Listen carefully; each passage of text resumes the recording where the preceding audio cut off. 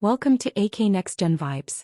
Imagine a customer in one country sending money to someone on the other side of the world. Within seconds, multiple banks understand exactly who should receive the payment, how much should be credited, which currency to use, and how the transaction should be processed. Behind this seamless experience is a standardized financial message called pacs.008.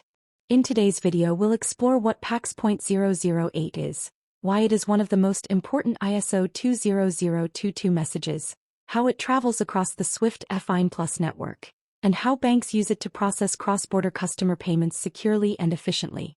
Let's begin our journey into the world of ISO 20022. Let's start with a simple example. John, who lives in the United States, wants to send $10,000 to Emma in the United Kingdom. John submits the payment request through his bank. The sending bank validates the payment by checking the customer's account, available balance, compliance rules, and beneficiary information. Once everything is verified, the bank prepares a secure payment message. Instead of sending the money directly through SWIFT, the bank sends a structured payment instruction across the SWIFT FINplus network. That message reaches the receiving bank, which validates the information once again before crediting Emma's account. This raises an important question. What exactly is traveling between these banks? The answer is pacs.008. It is the standardized message that carries the payment instruction from one financial institution to another. Now that we've seen the payment journey, let's understand what pacs.008 actually is. pacs.008 is an ISO 20022 financial institution to financial institution customer credit transfer message. In simple terms, it is the standard XML message that banks exchange whenever they process customer credit transfers. If you're familiar with traditional SWIFT messaging, you can think of pacs.008 as the modern replacement for the legacy MT103 message. However, unlike MT103, pacs.008 uses structured XML, allowing banks to exchange much richer and more consistent information. The message belongs to the Payments Clearing and Settlement, or PACS, message family and is designed specifically for bank-to-bank communication. One concept that every banking professional should remember is this. pacs.008 carries payment instructions, not the money itself. The actual movement of funds happens separately through settlement systems such as central bank accounts or correspondent banking arrangements. Understanding this distinction is essential because it is frequently asked during banking interviews and is fundamental to understanding how modern payment systems work. So why has pacs.008 become the foundation of modern payment messaging? The biggest reason is standardization. Every participating financial institution follows the same ISO 20022 XML structure, making communication consistent across countries and banking systems. Because the data is highly structured, banks can process payments much more efficiently. Instead of interpreting free text information, systems can automatically validate, screen, reconcile, and process transactions with minimal manual intervention. Another major advantage is support for cross-border payments. Whether money is moving between continents or through multiple correspondent banks, pacs.008 provides a common language understood by every participating institution. It also strengthens compliance by carrying structured information required for sanctions screening, anti-money laundering checks, and regulatory reporting. Compared with legacy MT messages, pacs.008 provides richer payment details, better transparency, faster straight-through processing, and improved automation. These benefits are exactly why ISO 20022 has become the global standard for payment messaging. Let's place pacs.008 within the complete payment lifecycle. The process usually begins inside a corporate ERP or treasury management system. When a company wants to make a payment, it generates a pain.001 customer credit transfer initiation message. This message is sent to the company's bank. The bank validates the payment request and performs all required business and compliance checks. At this point, an important transformation takes place. The bank converts the customer-facing pain.001 message into a pacs.008 message. Why is this necessary?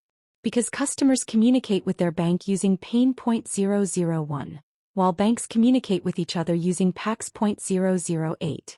After the transformation, the pacs.008 message is transmitted securely through the SWIFT FINplus network or another supported clearing infrastructure. The receiving bank processes the message, validates it, completes settlement, and finally credits the beneficiary's account.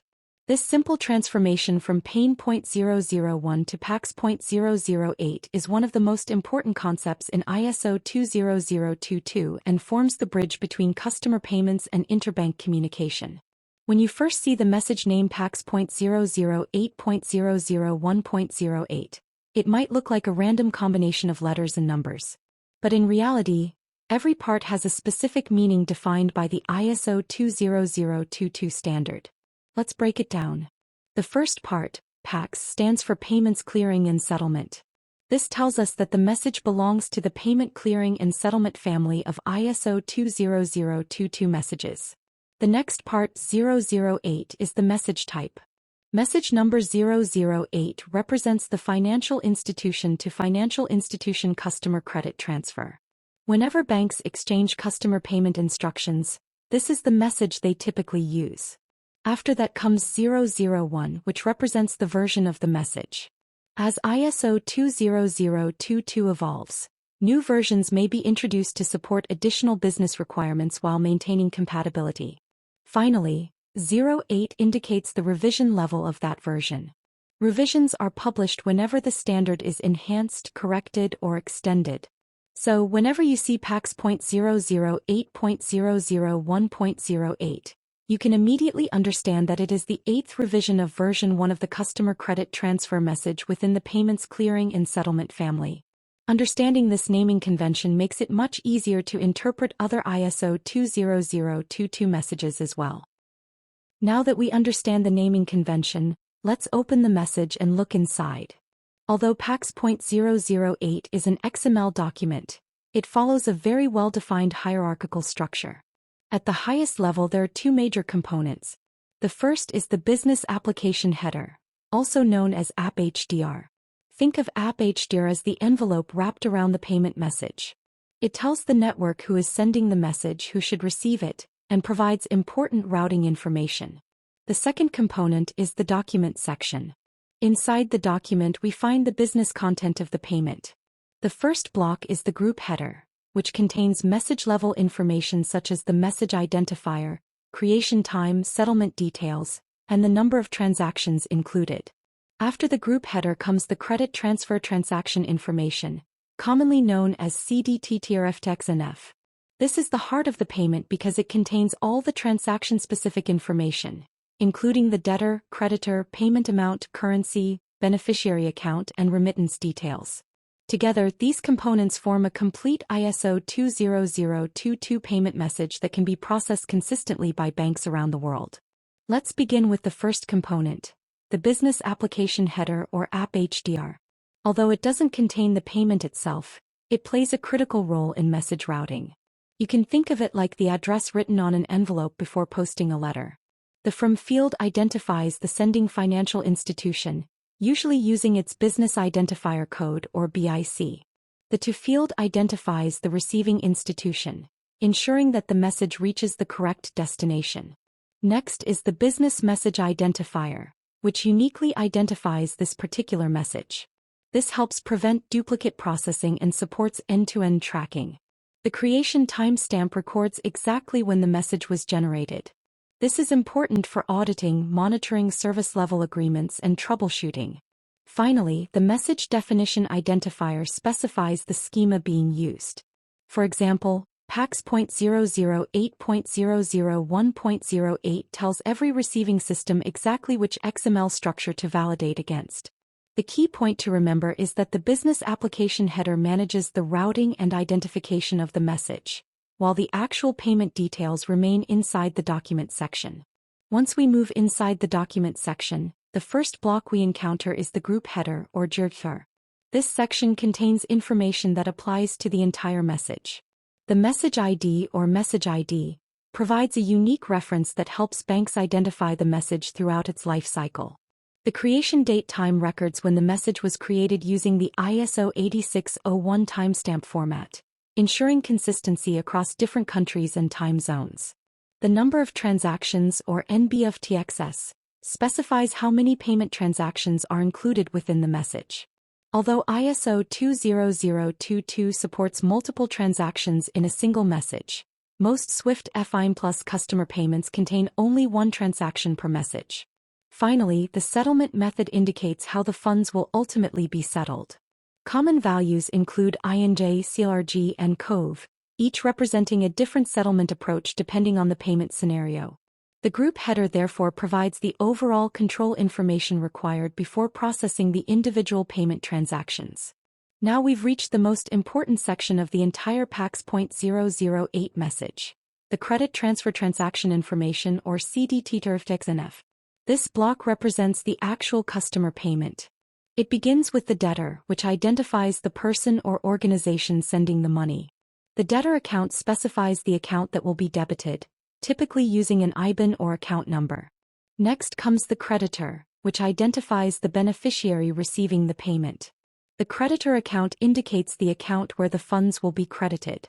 The message also contains the amount and currency, ensuring that both banks process exactly the same payment value. Finally, the remittance information carries additional business references such as invoice numbers, purchase order references, payment purpose, or customer notes. This information helps businesses automatically reconcile incoming payments without manual effort. In simple terms, if the group header describes the message, the credit transfer transaction block describes the payment itself. Now that we've understood the major sections of a pacs.008 message, let's look at what it actually looks like in XML. Don't worry, you don't need to memorize every XML tag. The goal is to understand how the message is organized. At the top, we have the Business Application Header, or App HDR. This section identifies the sending bank, the receiving bank, the unique business message identifier, the message definition, and the creation timestamp. Immediately after the header comes the document section. Inside the document, the first block is the FI-to-FI customer credit transfer, which represents the business message itself. Within this block, we first find the group header containing the message ID, creation date and time, the number of transactions, and settlement information. Following that is the credit transfer transaction information block. Here we find the actual payment details, including the debtor, debtor account, creditor, creditor account, settlement amount, currency, and remittance information. Because ISO 20022 follows a strict XML schema, every mandatory tag must appear in the correct order and format.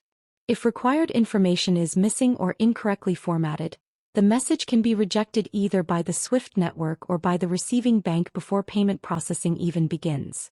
That's why XML validation is one of the most critical steps in ISO 20022 payment processing. Let's now connect everything we've learned by following the complete payment journey from start to finish. The process begins when a customer instructs their bank to make a payment.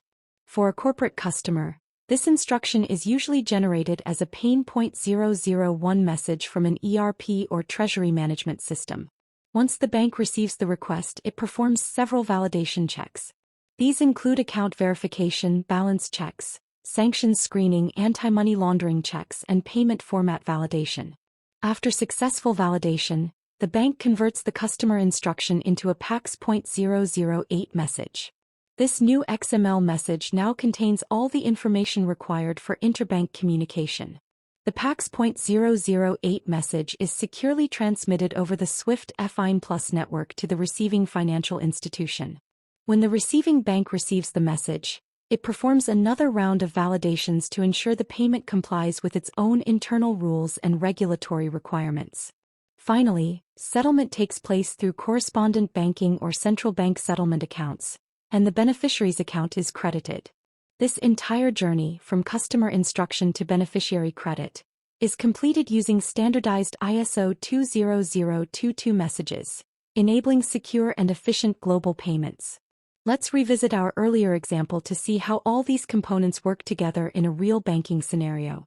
John, living in the United States, wants to send $10,000 to Emma in the United Kingdom. He logs into his online banking portal and submits the payment request. Behind the scenes, the bank immediately begins validating the transaction. It performs AML checks, sanctions screening, verifies the beneficiary information, and generates a unique end-to-end reference for the payment. Once the payment is approved, the bank creates a pacs.008 XML message. Within this message, John appears as the debtor, Emma appears as the creditor, and the settlement amount is specified as $10,000. The message is then securely transmitted through the SWIFT FINplus network to the receiving bank. The receiving institution validates the XML, confirms compliance requirements, completes settlement through its correspondent banking relationships, and finally credits Emma's account. Although the customer experiences a simple payment, multiple banking systems work together behind the scenes using standardized ISO 20022 messages. This example demonstrates why structured messaging has become essential for modern international payments. Now let's clear up a few misconceptions that often appear in interviews and even in real banking discussions. The first misconception is that pacs.008 transfers money. This is incorrect. pacs.008 carries only the payment instruction. The actual movement of funds takes place separately through settlement accounts maintained between financial institutions or central banks. The second misconception is that customers exchange pacs.008 messages. And that's incorrect. Customers communicate with their bank using messages such as pain.001. Only financial institutions exchange pacs.008 messages with one another. The third misconception is that SWIFT transfers money. This is probably the most common misunderstanding. SWIFT is a secure global messaging network. Its role is to transport standardized financial messages between institutions. It never holds customer funds, nor does it perform settlement. Understanding these three concepts is extremely important because they form the foundation of payment processing in modern banking systems. One of the most frequently asked questions in banking interviews is the difference between pain.001 and pacs.008. Although both are ISO 20022 messages, they serve completely different purposes. A pain.001 message is created by the customer. Typically, a corporate ERP system or treasury application generates this message and sends it to the customer's bank. This is the customer-to-bank layer of the payment process. Once the bank validates the payment request, it transforms the information into a pacs.008 message.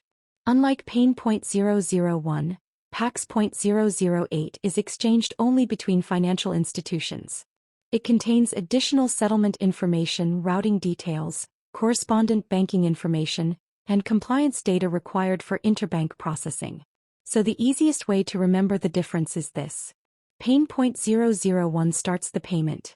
pacs.008 moves the payment instruction between banks. This simple distinction will help you answer many ISO 20022 interview questions with confidence. Now let's revise some of the most frequently asked interview questions related to pacs.008 and ISO 20022. The first question is, what is pacs.008? The answer is simple.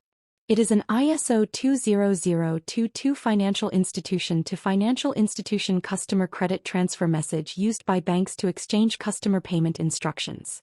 Another common question is, who exchanges pacs.008? Only financial institutions exchange this message. Customers never send or receive pacs.008 directly. You may also be asked about the difference between pain.001 and pacs.008. Remember this simple rule. Pain.001 is a customer-to-bank message used to initiate a payment, while pacs.008 is a bank-to-bank message used to process that payment between financial institutions. Another popular interview question is, what travels through SWIFT? The answer is financial messages like pacs.008. SWIFT is a secure messaging network and does not transfer money. Finally, interviewers may ask about the purpose of the Business Application Header, or app HDR. Its role is to provide routing information, message identification, sender and receiver details, and other envelope-level metadata required for secure message exchange.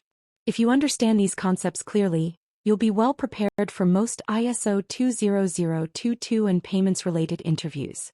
Although today's focus has been on pacs.008, it's important to understand that it is only one part of the much larger ISO 20022 ecosystem. Different messages serve different business purposes throughout the payment lifecycle. For example, a payment may begin with pain.001, which is submitted by the customer to the bank. The bank then transforms that request into pacs.008 for interbank communication. As the payment progresses, other ISO 20022 messages may be exchanged to report payment status, return rejected transactions, confirm settlement, or provide account notifications. Each message has a clearly defined responsibility within the payment process. Together, these standardized messages create an end-to-end communication framework that supports modern domestic and cross-border payments.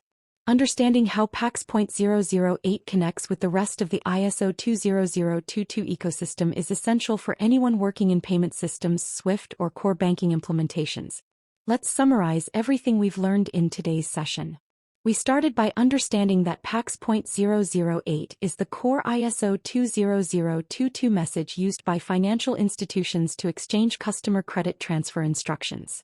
We learned that it carries payment instructions, not the actual funds. We saw that customers initiate payments using pain.001, while banks communicate using pacs.008 after transforming the customer instruction into an interbank message. We explored how pacs.008 is transmitted securely over SWIFT FINplus as part of the global CBPR Plus migration.